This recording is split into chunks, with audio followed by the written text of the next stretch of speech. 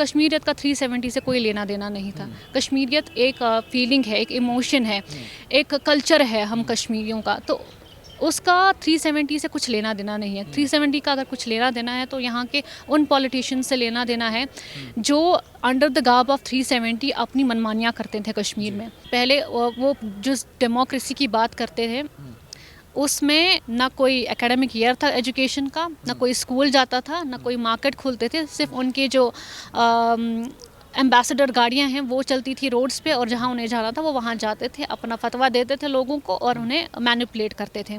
नमस्कार, आप देख रहे हैं शाइनिंग इंडिया। मैं अक्सर जितेंद्र शुक्ला।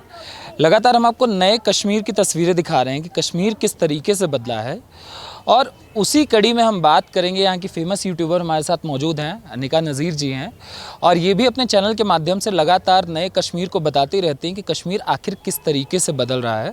तो समय को ज़्यादा व्यर्थ ना करते हुए सीधा अनिका जी से जानेंगे कि कश्मीर आखिर 2024 में किस तरीके से बदला है, और 2024 से पहले कश्मीर किस तरीके का कश्मीर था। तो इन्हीं से जानते हैं। अनिका जी, बहुत बहुत धन्यवाद, आपने हमें अपना बहुमूल्य समय दिया।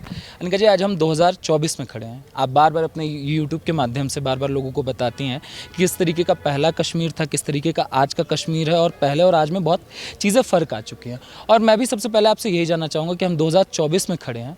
आज 2024 में कश्मीर क्या है और इससे पहले कश्मीर क्या था? बहुत बहुत शुक्रिया मुझे अपनी चैनल पे बुलाने के लिए, और मेरी आवाज़ को अपनी चैनल के ज़रिए से पूरे देश को दिखाने के लिए। यूट्यूबर के अलावा मैंने 2020 से save youth save future foundation में अपना काम शुरू किया, तो मैं as a women's wing head वहाँ काम करती हूँ।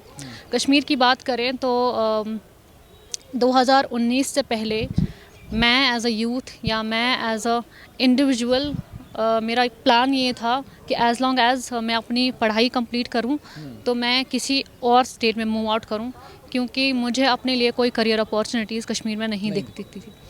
और मेरी एजुकेशन को लेकर भी मैं बहुत कंसर्न थी, क्योंकि हर दिन हड़ताल होना और हर दिन एक कैलेंडर बनना या बंद होना, ये मेरे लिए एक बहुत बड़ी एक हर्डल थी मेरे लिए और मेरे जैसे बहुत सारे यूथ के लिए जो अपने आप को एक सांचे में डालना चाहते थे या एक करियर अपॉर्चुनिटी चुनना चाहते थे और आगे बढ़ना चाहते थे ज़िंदगी में। लेकिन 2019 के बाद जब बंद रहा कुछ टाइम तक, उसके बाद जब रिस्टोर हुई हमारी लाइफ, तो हमने ये नहीं सोचा था कि हमें एक अल्टरनेटिव मिलेगा, जो हमने सोचा नहीं था। क्योंकि अगर मेरी उम्र 22 या 24 साल की है तो इन सालों में मैंने ये कभी नहीं सोचा था, या जिसकी उम्र 40 या 50 साल की भी है उसने भी इन 50 सालों में कभी ये नहीं सोचा था कि कश्मीर का एक जो ये रिस्टोर होने जा रहा है 2019 के बाद, यहाँ सारी चीज़ें बदल जाएंगी। ये जानना चाहूँगा, बार बार हम जब चर्चाएं करते हैं कश्मीर का जब जिक्र होता है तो बार बार जिक्र 370 का भी होता है, और अभी लोकसभा चुनाव आ चुका है, और लोकसभा चुनाव को लेकर जो राजनीतिक दल यहाँ के वो कहते हैं कि अगर हम सत्ता में आते हैं और विधानसभा चुनाव भी आगे होगा तो 370 को रीस्टोर करने की बहुत बातें होती है। सुप्रीम कोर्ट ने उसमें बंद कर दिया उसका रास्ता, मगर अभी भी चर्चाएँ होती है और कहा जाता है कि कश्मीर के लिए बहुत ज़रूरी था, कश्मीर का ताज, ये सारी चीज़ें कही जाती है कि कश्मीरियत को बचाने के लिए 370 बहुत ज़रूरी था। आपका क्या मानना है, 370 क्या था? देखिए, जब सुप्रीम कोर्ट जो है वो हमारे देश का की एक हायर अथॉरिटी है जो जस्टिस प्रोवाइड करती हैं और अनबायस्ड जो जस्टिस है लोगों को देती है। सुप्रीम कोर्ट ने खुद कहा है कि जो आर्टिकल 370 था वो एक टेम्पररी प्रोविज़न था, एक प्रेसिडेंशियल ऑर्डर के अंतर्गत वो कश्मीर को मिला था, और उसी प्रेसिडेंशियल ऑर्डर के अंडर वो एक दिन ख़त्म हो गया। उसमें यही सलाहियत थी कि वो एक दिन ख़त्म हो सकता है, क्योंकि वो टेम्परेरी प्रोविज़न था। अब जो लोग यहाँ के जो पॉलिटिशियंस है जो लोगों को ये कहते हैं कि हम रिस्टोर करेंगे 370 को, तो इट्स अ बिग लाई जो वो लोगों को सेल कर रहे हैं वोट गेन करने के लिए। वोट गेन करने के लिए अगर वो लोगों को ये कहेंगे कि हम उनके लिए क्या काम कर सकते हैं, शायद उस पर भरोसा किया जा सकता है, लेकिन ये कहना लोगों को कि 370 को वो रिस्टोर करेंगे, ये नेक्स्ट टू इम्पॉसिबल है। इसकी कोई गुंजाइश ही नहीं है, जो कि कैटेगोरिकली सुप्रीम कोर्ट ने कहा है कि 370 जो स्पेशल स्टेटस है उसको रिस्टोर किया जाएगा। अब बात आती है कश्मीरियत की। कश्मीरियत का 370 से कोई लेना देना नहीं था। कश्मीरियत एक फीलिंग है, एक इमोशन है, एक कल्चर है हम कश्मीरियों का, तो उसका 370 से कुछ लेना देना नहीं है। 370 का अगर कुछ लेना देना है तो यहाँ के उन पॉलिटिशियंस से लेना देना है जो अंडर द गार्ब ऑफ 370 अपनी मनमानियाँ करते थे कश्मीर में। जो जिन्हें पता था कि हमें सेंटर हम पर हावी नहीं हो सकता है, वो हमें डिक्टेट नहीं कर सकता है, या हम पर कोई जो भी बिल्स पास होती हैं वो डायरेक्टली इम्प्लीमेंट नहीं हो सकती है, क्योंकि सेंटर को हमारी कंकरेंस की ज़रूरत है। और उस एव्स में वो यहाँ माइंडलेस कंस्ट्रक्शन करते थे, यहाँ लैंड का मिसयूज़ किस तरीके से होता था, वो आज जब रेड्स पड़ती हैं ईडीआई और वो आज जी, और एनआईए की जो रेड्स पड़ती हैं वो आज पता चलती हैं कि उन्होंने किस तरीके से उस आर्टिकल 370 के स्पेशल स्टेटस का मिसयूज़ किया है। तो ये लाइज सेल करने के लिए बताया जाता है लोगों को पॉलिटिशियंस की तरफ से। हमारे कश्मीर में ऐसे भी पॉलिटिशियंस हैं जो लोगों को एक क्लियर तस्वीर दिखाते हैं कि आर्टिकल 370 जा चुका है, हमने उसे खो दिया है, उस स्पेशल स्टेटस को जो यहाँ के मेनली पॉलिटिशियंस को उनके बेनिफिट्स को सर्व करता था, ना कि कश्मीर के लोगों को, आम लोगों को। उन्होंने हमेशा सफ़र किया है कश्मीर में ओवर द पास्ट डिकेड्स, क्योंकि जो पॉलिटिशियन स्पेशल स्टेटस की बात करते हैं, अगर वो हमारे लिए एक पीसफुल एनवायरनमेंट इंश्योर करने में नाकाबिल रहे, तो वो हमें अब स्पेशल स्टेटस से क्या ही दे सकते हैं। So it is better to accept this reality that 370 has gone, और वो वापस नहीं आ सकता, and we have to move forward and look forward कि आगे आने वाले समय में हमारे लिए और हमारी आने वाले जनरेशन्स के लिए क्या है। मगर वो तो कहते हैं कश्मीर जन्नत था, इन्होंने जहन्नुम बना के रख दिया 2019 के बाद से।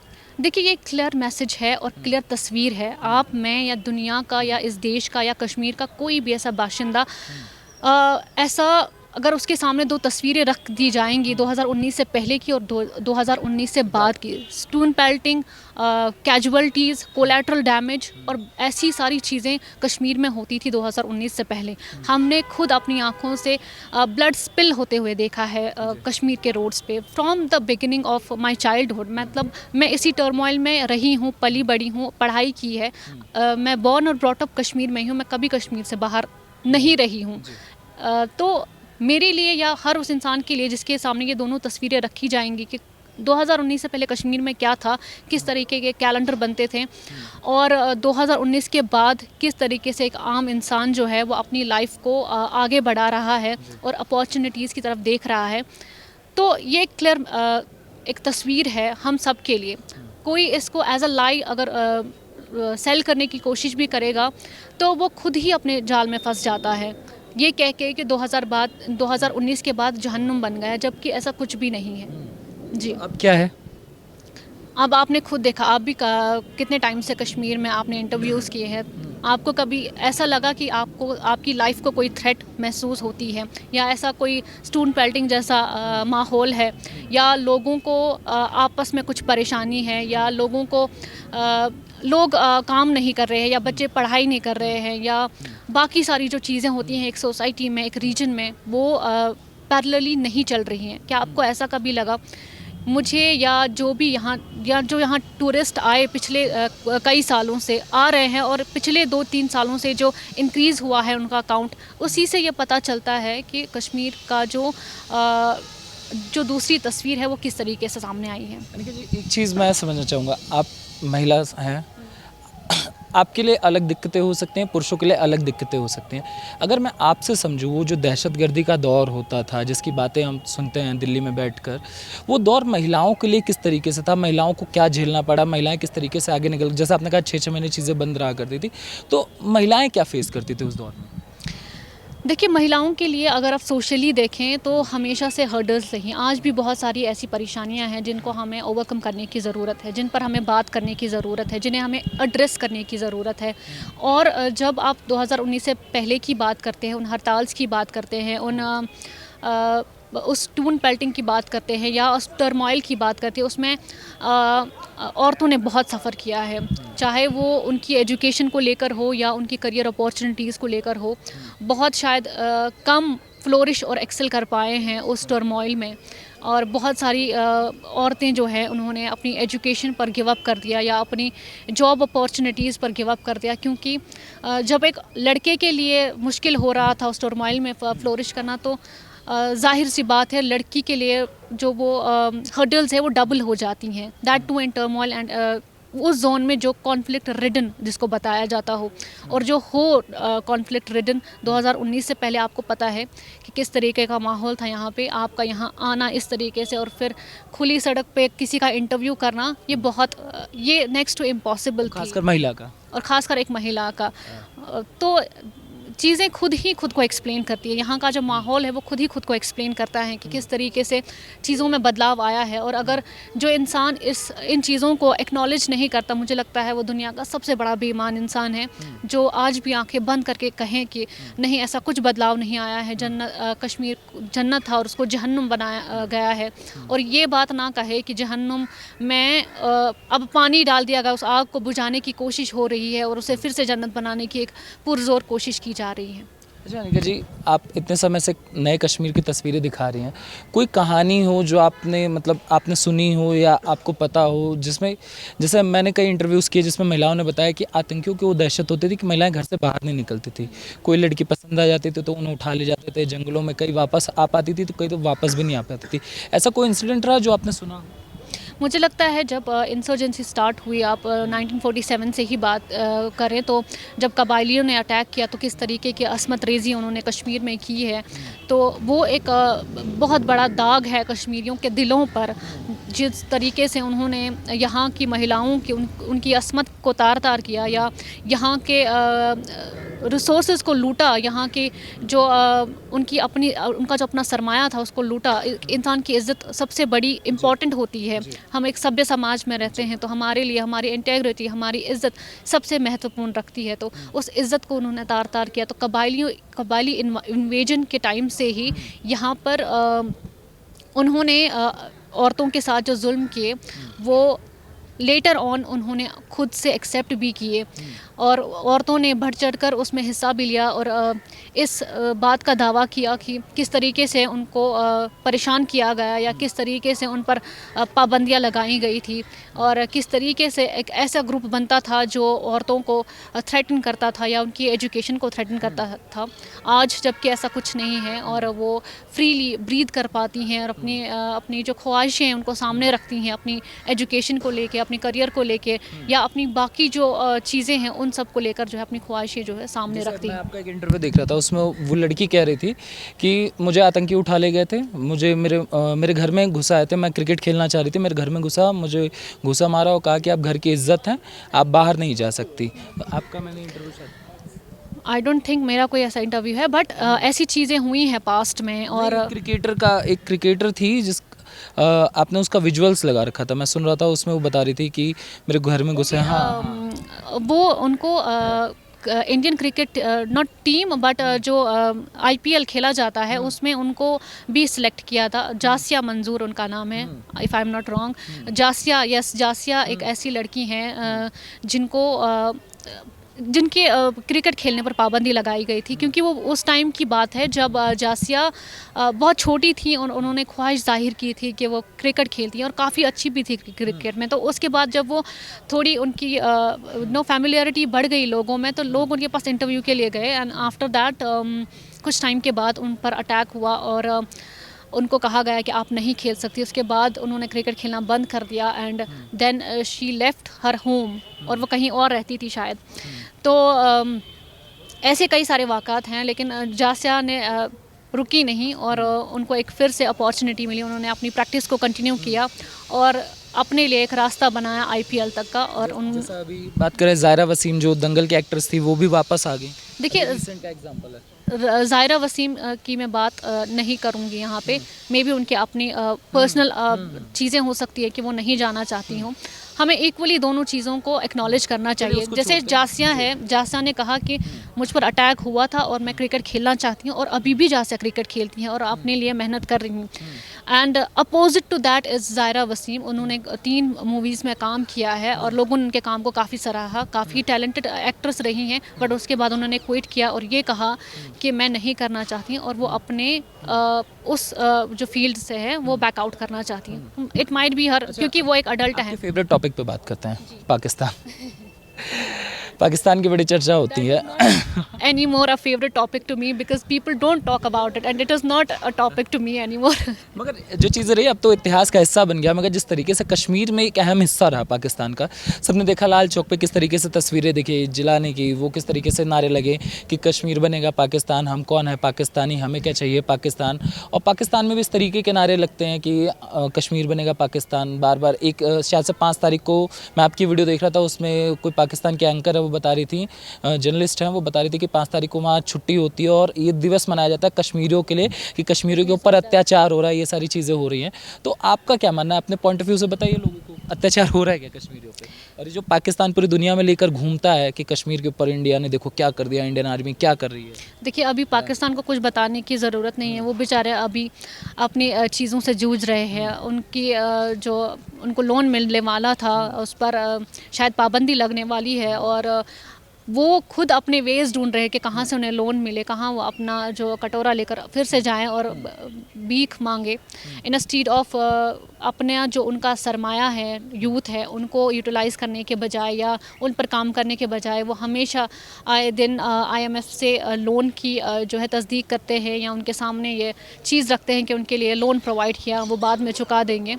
तो मुझे लगता है उनका टॉपिक अब दोबारा हमारे साथ जोड़ना ही नहीं चाहिए, क्योंकि कश्मीर में आप एनी नॉर्मल पर्सन जिसको भी आप देखेंगे कश्मीर में, उसके लिए ये टॉपिक ही नहीं है। आप उनके पास अगर जाएंगे बोलेंगे पाकिस्तान ये या वो, बोलेंगे क्या बता रहे हैं आप, मेरी अलग इस टाइम चीज़ें चल रही हैं, मैं उन पर फोकस कर रहा हूँ, मैं पाकिस्तान को क्या करूँ। तो ये चीज़ें हैं। पाकिस्तान जो है उनकी अपनी जो इकोनॉमिक कंडीशन है या इकोनॉमिक क्राइसिस है या फूड इन्फ्लेशन है, वो खुद उससे जूझ रहे हैं। वहाँ की महंगाई की बात करें तो वहाँ का जो बेचारा गरीब आदमी है वो इस वक्त जूझ रहा है। तो उनको कश्मीर से भी कंपेयर करना एक बहुत बड़ी गलती होगी, क्योंकि कश्मीर का भी जो ईयरली बजट आता है सेंटर से, that is more than there जो उनका IMF से लोन आता है। So there is no comparison with Kashmir. Rest of the India की तो हम बात ही नहीं करते हैं, पूरे इंडिया की तो हम बात ही नहीं करते, कश्मीर के साथ ही कंपैरिजन हम नहीं कर सकते। मगर इस चुनाव में भी कश्मीर बड़ा रहा था कि ले लेंगे। जो चुनाव चला था हर बार उनके चुनाव में कश्मीर बहुत बड़ा मुद्दा होता है। देखिए उनके खुद के जो लोग हैं वो कहते हैं कि कुछ कहते हैं कि उनका इलेक्शन जो है वो रिग्ड है और कुछ कहते हैं कि वो बाज़ाब्ता चोरी की गई है। तो जिस देश में लोकतंत्र की कोई गुंजाइश ही नहीं है, लोकतंत्र का कोई कॉन्सेप्ट ही नहीं है, डेमोक्रेसी का कोई कॉन्सेप्ट नहीं है, तो उससे आप वो कुछ भी कह सकता है। वो कल को ये भी कह सकता है कि हमने हिंदुस्तान फतेह कर लिया। कहने से क्या होता है, वो कुछ भी कह सकते हैं। तो उनकी बातें आप as a source of entertainment ले सकते हैं, उनको उस पर हंसी मजाक करके बैठ सकते हैं, उससे ज़्यादा आप कुछ नहीं कर सकते। क्योंकि जहाँ एक आइडियोलॉजी ही थ्राइव नहीं कर रही है, जहाँ एक आइडियोलॉजिकल बिहेवियर हो या एक प्रोग्रेसिव बिहेवियर जो है वो थ्राइव नहीं कर रहा है, तो उस मुल्क के साथ आप कुछ एक्सपेक्टेशन रख ही नहीं सकते हैं। मगर एक समय तो था ना कि यहाँ वो चीज़ें रहा करती थी, लोगों ने उस तरीके की तस्वीरें देखी, मगर ये चीज़ें बदल कैसे गई? लोग विश्वास नहीं कर पाते कि 19 के बाद ऐसा हुआ क्या कि पत्थरबाजी ख़त्म हो गई, जनाजे में भीड़ आना ख़त्म हो गया। अब मरते तो हैं आतंकी मगर भीड़ नहीं आती। ये कैसे मतलब अचानक से चीज़ें ख़त्म हो गई? देखिए मैंने उसी अल्टरनेटिव की बात की कि मेरे पास मुझे लगता था कि दूसरा अल्टरनेटिव नहीं है कश्मीर में, कि मैं यहाँ भी कंटिन्यू पढ़ सकती हूँ, यहाँ अपनी जॉब अपॉर्चुनिटी देख सकती हूँ, यहाँ ही रह सकती हूँ पीसफुली। क्योंकि at the end of the day एक इंसान को रिकन्सिलेशन, पीस चाहिए, रहने के लिए एक खुशहाल ज़िंदगी चाहिए।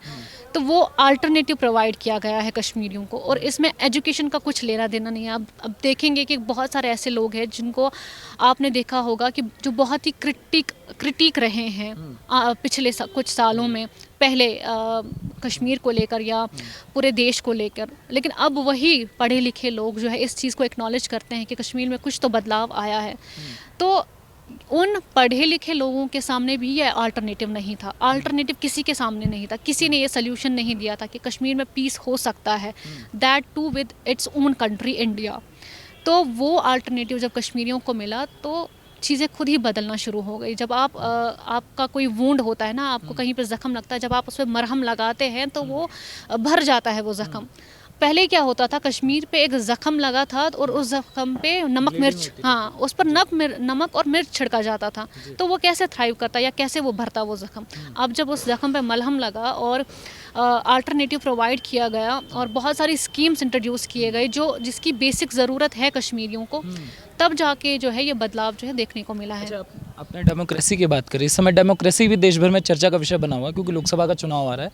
पूरे देश में बात करें, राहुल गांधी विदेश जाते हैं, वो कहते हैं डेमोक्रेसी खत्म हो चुकी है। और कश्मीर की बात करें तो नेशनल कॉन्फ्रेंस हो या पीडीपी हो, उनका भी कहना है कि कश्मीर की डेमोक्रेसी को एक मतलब प्लानिंग के तहत जो है चीज़ों को खत्म किया गया। पहले हुर्रियत की आवाज़ खत्म की गई, फिर पीडीपी की आवाज़ खत्म की गई, फिर नेशनल कॉन्फ्रेंस की खत्म कर दी। वो कह रहे हैं अब मतलब बात नहीं हो पाती, अब सारी चीज़ें खत्म हो चुकी है, ब्लॉक कर दिया गया, कश्मीर की आवाज़ जा ही नहीं रही लोगों तक।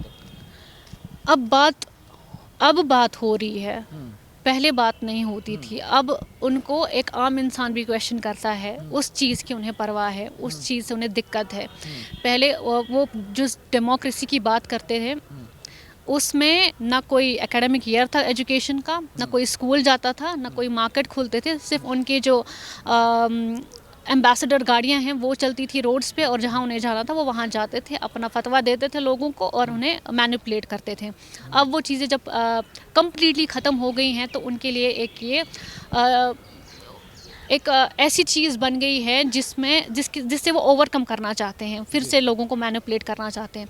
बहरहाल अगर हम पॉलिटिकल क्लास की बात करें तो उनकी एक पॉलिटिकल जंग है, रेस्ट ऑफ द कंट्री से नहीं, सेंटर से, या मेन जो इस वक्त पॉलिटिकल पार्टी है जो थ्राइव कर रही हैं, जिनका खुद का पीएम है, प्राइम मिनिस्टर, तो उनकी शायद आइडियोलॉजी से उन्हें दिक्कत है, या जिस तरीके से अब चीज़ें बदली हैं कश्मीर में वो नहीं चाहते थे, क्योंकि स्पेशल स्टेटस उनको प्रॉपरली पूरे तरीके से उनको बेनिफिट करता था, इसलिए उनके लिए वो मुद्दा है, या बाकी चीज़ें हैं वो उनके लिए मुद्दा है।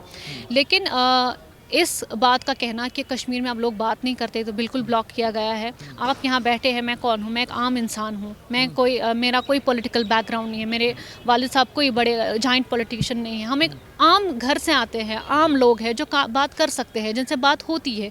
पहले ऐसा नहीं होता था, पहले यही पॉलिटिकल क्लास बात करता था, इनके ऑफ शूट्स जो है वो बात करते थे, और अब उनके बच्चे आए हैं वो बात करते हैं।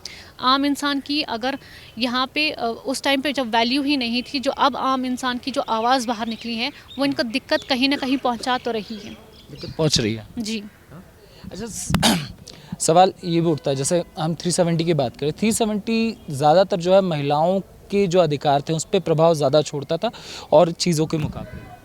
हाँ, यहाँ की जो महिलाएं हैं उनकी प्रॉपर्टी राइट्स ख़त्म हो जाते थे अगर उनकी शादी JNK से कहीं बाहर दूसरी स्टेट में होती थी, या बाकी सारी चीज़ें हैं, तो आर्टिकल 370 में वो स्पेशल स्टेटस था जब जैसे कोई बिल पास होता है तो बाकी स्टेटस में वो कंसल्टेशन के लिए जाता है, लेकिन वही बिल अगर कश्मीर पहुंचता है तो उसमें पहले ये देखा जाता था कि JNK की गवर्नमेंट उसको कंकरेंस दे रही है कि नहीं। सेकंड चीज़ ये आती थी कि यहाँ की जो गवर्नमेंट है वो किस तरीके से इस स्पेशल स्टेटस को यूज़ करती थी अपने लिए, क्योंकि अगर आप एक आम इंसान से भी पूछेंगे कि आर्टिकल 370 ने उसको किस तरीके से बेनिफिट करा है, उसके पास जवाब नहीं है कि किस तरीके से बेनिफिट है किया है।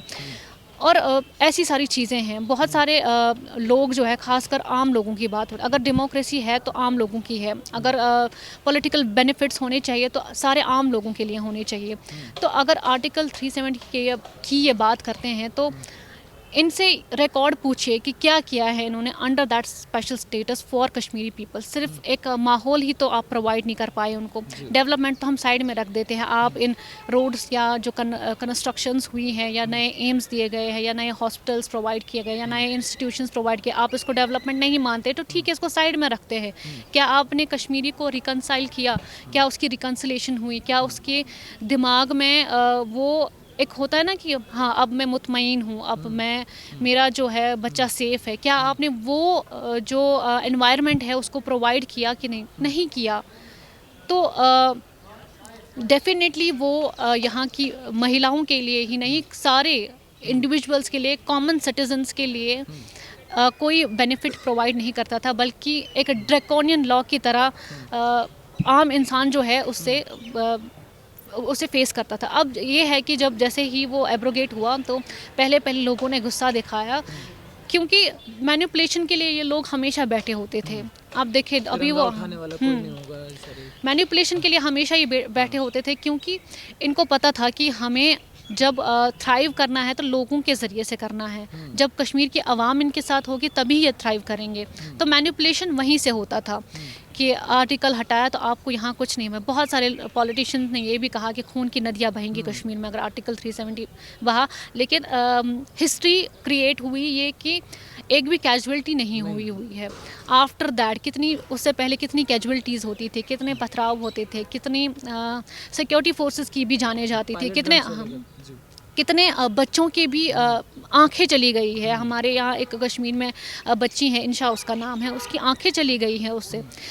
तब जब उनसे ये सवाल पूछा जाता है कि 2019 से पहले तो स्पेशल स्टेटस था, तो आपने एज अ लीडर ये क्यों नहीं इंश्योर किया कि पैलेट गन्स को रोका जाए? आपने क्यों नहीं धरना दिया? जैसे आप आज धरने पे निकलते हैं, बीच सड़क में बैठ जाते हैं और कहते हैं कि हमसे हमारी ऑटोनॉमी छीनी गई है या हमसे हमारी डेमोक्रेसी छीनी गई है, तब आप क्यों नहीं निकले जब यहाँ पैलेट गन्स चलाए जाते थे, जब यहाँ बच्चे अंधे होते थे, उनके शाना उनके जो शोल्डर्स है उन पर दाग लगते थे, उन पर ज़ख़म लगते थे, और ऐसे भी बच्चे हैं जिनके बॉडी पे अभी वो स्कार्स है जो ये बयान करते हैं कि उन्हें किस दौर से गुजरना पड़ता है। तो इनकी जो ये हिपोक्रेसी है ये काम नहीं आती है, और लोग जो है मुझे नहीं लगता है अब इसे सुनेंगे।